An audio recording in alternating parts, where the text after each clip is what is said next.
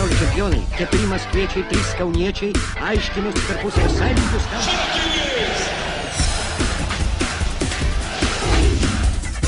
Štai čia daug laiko, daug erdvės.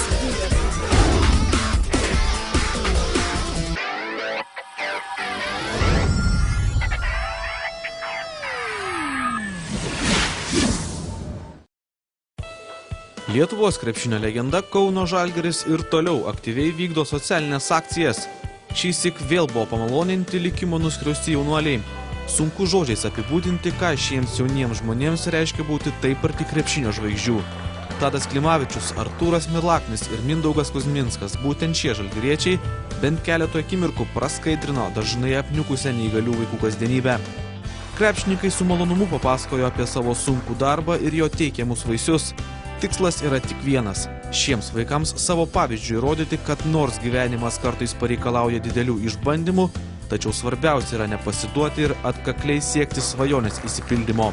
Štai Tadas Klimavičius prasitarė, kad praėjusį vasarą jam padovanojo itin didelį iššūkį – padėti Lietuvos krepšinio rinktiniai kovoti pasaulio pirmenybėse. Krepšininkas treniruodamasis stovykloje toli gražu nebuvo garantuotas dėl savo vietos komandoje, tačiau atkaklių ir kruopščių darbų įrodė, kad gali būti tvirtu Lietuvos komandos ramsčiu. Tiem žmogeliam, kurie buvo čia atėję, tai tikrai yra didžiulis įvykis ir jie nori bendrauti su tais krepšininkais ir pamatydavau, kad tai, manau, jiems čia tikrai buvo didžiulė ir pramoga ir reikia tokių akcijų, kaip sakant, daugiau.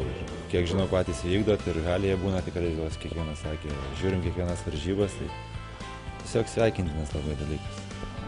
Ar nesunku bendrauti, ar nekyla jokių problemų? Ne, tai padeda jų žiūrėtai ir mes ką tik sėdėjom ir atsakinėjom jų klausimus, kas jiems labai įdomu. Ar tos, kaip sakai, šypsenos akyse jums kažkokie suteikia galbūt net impulsą daugiau stengtis? Nežinau, tiesiog visi tokie nuoširdūs, mieli ateina čia, žiūri, atrodo dreba net visi, nežinau. Tikrai ir dėl jų norisi ir, sakant, ir visų kitų stengiasi taip pat, bet kai susiduria akis į akį, tai tikrai atrodo, kad dar labiau stengsis. O ką norėtum palinkėti jiems? Nežinau, jie irgi prijaučiantys sportui ir sportuoja ir palinkėčiau to paties, ką ir kiekvienam sportininkui. Pergalių ir niekados nesustoti. Ir kiek kartų per dieną treniruojate? 4. Bet šiame susitikime kalbėjo ne tik Žalgirio vyrai. Gausiai susirinkęs jaunimas taip pat neliko skolingas. Krepšininkams taip pat buvo atsidėkota už suteiktas geras emocijas. Ir išties, Lietuvoje dar yra žmonių, kuriems ne vis vien kaip dienos slenka silpnesniems už mus. Šio susitikimo organizatorius sako, kad idėja šiam renginiui kilo spontaniškai. Idėja tai kilo paprastai. Važiavau vieną dieną viešuoju transportu, galvoju, reikia ką nors gero padaryti. Ir kažkodėl į galvą šovė neįgaliuosius vaikus kažkaip pradžiuginti, kad nusišypsotų kad nors. Tai nusprendžiau, pasiūliau mūsų šitam direktoriui, sporto muziejaus Pranui Majauskui ir labai džiugiai sutiko, labai greitai viską padarėm. Ir viskas. Labai džiaugiuosi, labai patiko renginys. Kiek dalyvavo atskirų organizacijų, nes kaip supratom, ne iš vienos buvo čia vaikai? Čia dalyvavo iš 6 Kauno organizacijų įvairių invalidumo tipų ir viena iš Klaipėdos vaiko širdies asociacija, Klaipėdos organizacija. Na ir kaip praėjo pats renginys, išsamiau papasakot? Man labai patiko iš tikrųjų. Labai džiaugiuosi, kad taip entuziastingai visi vaikai bėgo prie tų krepšininkų, ėmė tos autografus, man labai patiko. Ir džiaugiuosi, kad tikiuosi bus ne paskutinis kartas. Sporto muziejus gal kaip prisidėjo? Sporto muziejus su visais vaikų namais susitarė. Iš viso davė tokią vietą ir davė, tiesiog tik pasakiau, iškart puolė ir organizuoti, nieko nelaukdami tą pačią sekundę. Labai, tiesiog trūksta šitą muziejų reklamos, man atrodo. Ir kas žiūrės, iš tikrųjų kviečiam visus atvykti į Lietuvos sporto muziejų ir pažiūrėti mūsų visų Lietuvos sportininkų trofėjų iškovotų. Na, o Kauno Žalgirio krepšininkai ar kuo nustebino, ar padėjo, kaip sakyti? Krepšininkai nustebino draugiškumu. Tikrai nuoširdžiai atsakinėjo visus klausimus ir tiesiog kad atvyko, vien dėkojom už tai, kad atvyko į šitą mūsų renginį. Vis tiek tvarkaraštis užimtas, sunku prisitaikyti ir džiaugiamės, kad atvyko ir dėkojom.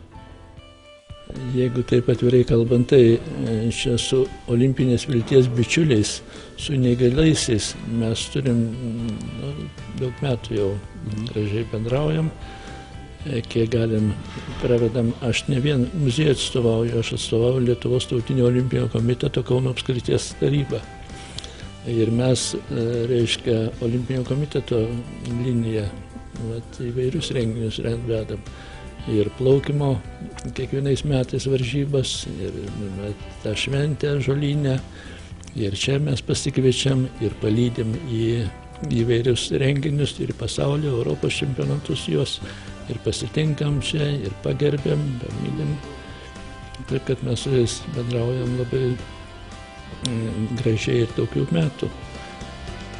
Mindaugo Kuzminsko kelias į didįjį krepšinį nebuvo toks tiesus ir lygus, kaip gali pasirodyti iš pirmo žvilgsnio. Jaunasis puolėjas pasakoja, kad buvo atsidūręs apsisprendimo kryžkelėje. Vienu metu krepšininkas buvo apsisprendęs apskritai nutraukti dar net neprasidėjusią karjerą, tačiau surado savyje jėgų ir motyvacijos tęsti pradėtą darbą. Nuo dabar Mindaugas jau gali būti rimtu pavyzdžiu kitiems. Jeigu mes tik galime suteikti jiems džiaugsmą, tai labai smagu prisidėti prie to. Na nieko, pradžiai reikėjo pristatyti, tada buvo įvairių klausimų visokių, vėliau dalinom parašus, sulaukėm netgi pasiūlymų pralošti Kaunui, nes nori pastatyti žmonės. Ne čia aišku juokais, bet šiaip smagus visai toks renginukas, visai linksmai praėjo, manau, kad ir jiems patiko. O ko teiravosi, kokie klausimai buvo įdomiausi? Įdomiausi klausimai, kiek įmėsi kitose varžybose. Tada buvo daug klausimų, kiek treniruočių į dieną. Na ir labai visi susidomėjo Europos čempionatui ir išeis į finalą. Šiaip originaliausių klausimų tai turbūt ir žinčiau vienas panelis, kur uždavė, sako, nebėra bilietų į Europos čempionatą, ką daryti? O ko palinkėtum vaikam? Na aš kaip ir sakiau jau savo kalboj, kad aš pats jau vienu metu norėjau liktais ir mes krepšinį ir pradėti įsijauti ar dar ką, bet reikia nepasiduoti ir siekti ko siekti, jiems ir to labiausiai ir palinkėčiau niekada nepasiduoti. Šiuo metu akciją vykdo ir Žalgirio klubo nariai, per kurią prieš kiekvienerias Lietuvos krepšinio lygos rungtynes vyksta į vaikų namus, kur įteikia dovanas ir atsiveža mažuosius komandos gerbėjus į sporto halę stebėti rungtynių. Be to, žalgiriečiai pasibaigus sezonui vyks į mokyklą, kurios moksleiviai namų rungtynėse aktyviausiai palaikė komandą.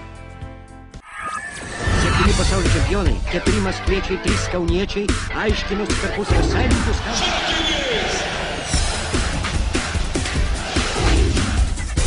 Tai čia daug laiko, daug erdvės.